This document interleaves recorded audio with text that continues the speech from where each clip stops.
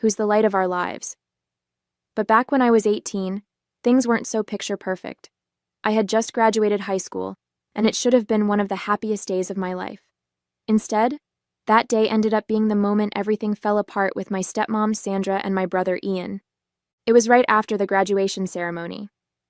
I was still wearing my cap and gown when Sandra pulled me aside with that fake, tight smile she always had when she was about to deliver bad news. "Amanda," she said, almost sweetly, "I need you to know that the college fund your dad left behind won't be yours after all." Just like that. No explanation, no empathy. Just dropped it like it was no big deal. I froze, staring at her, trying to process. "What do you mean?" I asked. My dad had told me about that fund himself. He'd set it up for me when I was a kid. Sandra didn't even flinch. She just shrugged like she was discussing the weather. "Well, Ian and I talked about it, and we think it would be better if the money went towards something more practical. Ian has a plan for it, and honestly, Amanda, you've always been more of a dreamer. College might not be the best fit for you." I couldn't believe what I was hearing. Ian had always been the golden child, and Sandra treated him like he could do no wrong, but this was next level. "That money was for me. Dad wanted me to go to college," I said, my voice shaking. Ian came over, clearly eavesdropping, and of course he chimed in. "Amanda, calm down. You know I'll make good use of it. I'm planning to invest it, start a business. Dad would have wanted us to be smart about it. Besides, you can just take out loans like everyone else if college means that much to you." He said it so casually, like I should just roll over and accept it. My hands were trembling, and my heart was pounding in my chest. "You can't just take what's mine. That's stealing," I yelled. Sandra looked around, clearly embarrassed that I was making a scene, and hissed, "Lower your voice, Amanda. This is family business, and you're being dramatic." I wanted to scream, but instead, I just walked away. The whole graduation day turned into a blur after that. I remember sitting in my room that night, staring at the ceiling, wondering how everything had gone so wrong. My dad had passed away the year before, and he'd always been my rock. Without him, I felt like Sandra and Ian had all the power, and I was completely alone. The next day, I tried to bring it up again, hoping Sandra might reconsider. She just rolled her eyes and said, "Amanda, you're an adult now. It's time to grow up and figure things out for yourself. That money is being used for the family, which includes Ian." When I told Mark about it later, he was my boyfriend at the time, he was furious. "They can't do that to you. That fund was meant for your future." But legally, I didn't know what I could do. The account was in Sandra's name, and without my dad, I had no one to fight for me. Mark offered to help me figure it out, but I told him to let it go. I didn't want to fight a losing battle and make things even worse. So I let it go, or at least I pretended to. Deep down, I made a promise to myself. I'd prove them wrong. I'd show them I could succeed without their help. The next few years were tough, to say the least. I worked multiple part-time jobs just to scrape by while taking classes at a community college. I couldn't afford to go to a 4-year university right away, but I was determined to finish my degree, even if it took twice as long. Meanwhile, Ian was living it up. He'd started some business that was really just a fancy way of saying he was blowing through the money. Sandra bragged about him constantly, saying things like, "Your brother is so ambitious. You should learn from him." It made me sick. Mark stuck by me through all of it. He encouraged me to keep going even when I felt like giving up. By the time I transferred to a university, we were engaged. I remember Sandra's reaction when she found out. "Are you sure you're ready for marriage, Amanda? It's a big responsibility, and you're still figuring out your life." She said it with that same condescending tone she always used, as if I was some clueless kid. Ian, of course, chimed in with, "Yeah, maybe you should focus on your career, if you can even call it that." I wanted to snap back, but I just smiled and said, "Don't worry about me. I'm doing just fine." Those years in university were some of the hardest of my life. I was constantly juggling work, classes, and trying to keep my head above water. Most days, I barely had time to eat a proper meal. I worked evenings at a coffee shop and weekends at a bookstore, and in between shifts, I crammed in studying wherever I could. It felt like I was living on autopilot, just grinding day after day. There were nights I'd cry in frustration, wondering if it was even worth it. But every time I thought about quitting, I'd hear my dad's voice in my head, reminding me why I started in the first place. That fund might have been stolen from me, but they couldn't take away my determination. It wasn't just the financial strain that made it hard, it was the emotional weight of feeling completely unsupported by my own family. Sandra and Ian never checked in on me, not once. In fact, they acted like I didn't exist. Sandra was still throwing her little house parties, bragging about Ian and his big plans, while I was eating instant noodles and scraping together rent. I'll never forget the time I ran into Ian at the grocery store. He was picking up expensive steaks and I had a basket with canned soup and some store-brand bread. He looked at me, smirked, and said, "Still doing that whole struggling student thing, huh?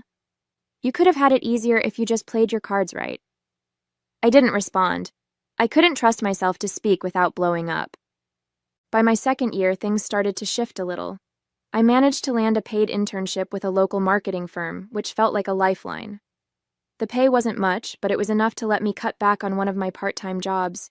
Plus, it gave me real-world experience, and for the first time, I started to feel like I was building something for my future. But even then, it wasn't easy. My days were a blur of early morning classes, afternoons at the internship, and nights spent studying or working shifts at the coffee shop. My social life was non-existent, and I was constantly exhausted. One of the lowest points came when my laptop died a week before finals. I didn't have the money to replace it, so I borrowed an old one from a friend. It was so slow that just opening a document took forever. I remember sitting in the campus library at midnight trying to finish a paper that was due the next day, and just breaking down. I wanted to scream at the unfairness of it all. But then I thought about Sandra and Ian, how they'd probably laugh if they saw me struggling, and that gave me the push I needed to keep going. I wasn't going to let them win. It wasn't just the lack of support from Sandra and Ian. It was the way they'd go out of their way to humiliate me, especially in front of others. There was one Thanksgiving dinner I'll never forget. I had just started college. I hadn't planned on going, but Mark convinced me to show up for appearances. I should have trusted my gut and stayed home. Sandra was hosting, and the table was packed with her friends and a few of Ian's business contacts, if you know what I mean. Everything was going smoothly, until Ian decided to open his mouth. "So, Amanda," he said loudly, smirking as he leaned back in his chair, "how's that glamorous student life treating you? Still making lattes and scraping by?" A few of the guests chuckled nervously, probably unsure if he was joking. I felt my cheeks burn, but before I could respond, Sandra chimed in. "Ian, don't be mean," she said in that fake, syrupy tone she always used when she wanted to sound magnanimous. "Amanda is doing the best she can. Not everyone is cut out for success right away." The way she said it, with that little pause before doing the best she can, made it clear what she really thought. Mark was my anchor during those years. No matter how bad things got, he was always there to remind me why I was pushing through. I'd come home from a late shift or the library, completely drained, and he'd have dinner waiting for me, even if it was just grilled cheese or leftovers. There was one night in particular that sticks with me. I'd just failed an important exam, and it felt like everything was falling apart. I came home, dropped my bag on the floor, and just started crying right there in the doorway. Mark didn't ask what was wrong right away. He just hugged me and let me cry until I could talk. When I finally got the words out, he said, "Amanda, this one test doesn't define you. You're doing something so many people would have given up on by now. You're allowed to stumble, but you're not going to fall. You're stronger than this." Then he made me hot chocolate and sat with me until I felt like myself again. It wasn't just his words. It was the way he believed in me. Even when I couldn't believe in myself. Knowing he had my back made all the difference. By the time I graduated, I felt like I'd climbed a mountain. It wasn't just the degree itself, it was everything it represented. I'd made it, despite all the obstacles. despite Sandra and Ian's complete lack of support. I didn't invite them to the ceremony. Mark and a few close friends were there cheering me on as I crossed the stage. I remember thinking, they don't get to take this moment away from me. It was one of the proudest days of my life. Not long after graduation, I landed a job at a mid-sized marketing firm. It wasn't glamorous, but it paid well, and for the first time, I could breathe a little. Mark and I got married the following year, and not long after that, we found out I was pregnant with Lily. It felt like everything was finally coming together. Sandra and Ian? I didn't hear from them. It was like I didn't exist to them. Climbing the career ladder wasn't easy, but it felt like a natural continuation of the grit I'd built during college. I started at the bottom, managing small accounts no one else wanted. I worked hard, stayed late, and took on projects that weren't even in my job description. Slowly, people started to notice. My manager once pulled me aside after a big presentation and said, "Amanda, the way you handled that client, it's like you've been doing this for years. You've got a real talent for connecting with people." It meant the world to me, but it also stung in a strange way. Hearing praise from colleagues and managers, people who barely knew me, only highlighted how little I'd ever gotten from my own family. I'd sit in meetings where my boss would brag about my work ethic, or I'd overhear coworkers saying things like, "Amanda's a star, she's going places," and part of me felt empty. I kept thinking, why couldn't Ian have said something like that? Why couldn't Sandra have seen my worth? Instead, all I ever got from them were backhanded comments or outright dismissal. It was a hollow kind of sadness, knowing the approval I'd craved as a teenager would never come from them. My life kept moving forward, and with every step, I felt like I was finally building something solid. After a few years at the firm, I landed a promotion to account manager, overseeing a team of my own. It felt surreal. Just a few years ago, I was struggling to pay for groceries, and now I was sitting in meetings with executives, presenting strategies I had developed. Mark was my biggest cheerleader through it all. When I got the promotion, he surprised me with a little dinner party at home, just us and a few close friends. "You've earned this," he said, raising his glass to toast me. "No one deserves it more." Around the same time, we welcomed Lily into the world. The moment I held her for the first time, everything else faded away. I remember looking at her tiny face and thinking, I'm going to make sure you always feel loved and supported, no matter what. Being a mom added a whole new layer of joy and purpose to my life. But while my world was brightening, Sandra and Ian's was starting to crumble. Ian's big plans had fallen apart. His business tanked, and Sandra, who had always prided herself on her social status, suddenly seemed less confident. The whispers started to spread. They were struggling financially, and Ian was back living at home with Sandra. I'll never forget the day I ran into Ian and Sandra at the grocery store. It had been years since I'd seen either of them, and honestly, I wasn't prepared for how different they looked. I was in the organic aisle, picking out some fancy cheese for a dinner Mark and I were hosting. Lily was in the cart, babbling about something, when I turned the corner and almost bumped into them. Ian was pushing a cart with just a few items, mostly canned food and a bag of rice, and Sandra was trailing behind him, looking worn out and older than I'd ever seen her. "Amanda," Sandra said, her voice a mix of shock and awkwardness. Ian glanced up, and his expression hardened when he saw me. I didn't know what to say at first. I was standing there with my cart full of high-end groceries, Lily giggling in her seat, while they looked like they were barely scraping by. Sandra tried to muster up her usual fake smile. "You're looking... well," she said, her eyes darting to my cart. Ian just grunted, clearly too proud to say anything. "Yeah, things have been good," I replied casually, not wanting to rub it in, but unable to hide the satisfaction I felt. It was a stark contrast from the last time we'd crossed paths at a grocery store when I was the one struggling and Ian was flaunting his success. After that run-in, things changed. Suddenly, Sandra and Ian were trying to get back into my life. It started with small things, Sandra calling to check in or sending me awkward messages on social media. "Hi, Amanda, just wanted to see how you're doing. It's been so long."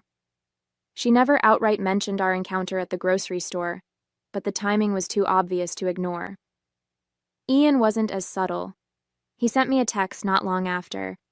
"Hey sis, we should catch up sometime. I've got some ideas I'd love to run by you." At first I ignored them. I didn't trust their intentions, and honestly, I was still too bitter to entertain the idea of reconnecting. But they didn't stop. Sandra started calling Mark too, under the guise of being a concerned stepmom, asking about Lily and how we were doing. Mark, being the kind-hearted person he is, told me, maybe they're trying to make amends. I wasn't so sure. It felt less like genuine interest and more like they'd seen how well I was doing and wanted to latch on. Part of me wanted to confront them outright, but another part of me was curious to see how far they'd take it. It was a quiet Saturday afternoon when I pulled into the driveway and saw Ian and Sandra standing in front of my house. At first, I thought I was imagining things. They looked out of place, like characters in the wrong scene of a movie. Sandra was clutching her purse tightly, her face tense, while Ian stood with his hands in his pockets, looking everywhere but at me. Mark and Lily were at the zoo with his parents, so it was just me. I couldn't go with them because I had to finish some things at the office for an important meeting that I was going to have on Monday. I sighed, already bracing myself for whatever this was.